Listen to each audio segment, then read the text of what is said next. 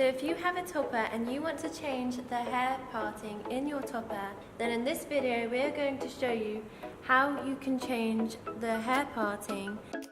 So before you start, you should firstly check your topper base. If your topper has a full lace base, you can part the hair anywhere. If your topper has a full silk or a full monofilament base, you can also part the hair anywhere. However, if your base has wefts in it, be sure to only part the hair in the middle section and not on the wefts.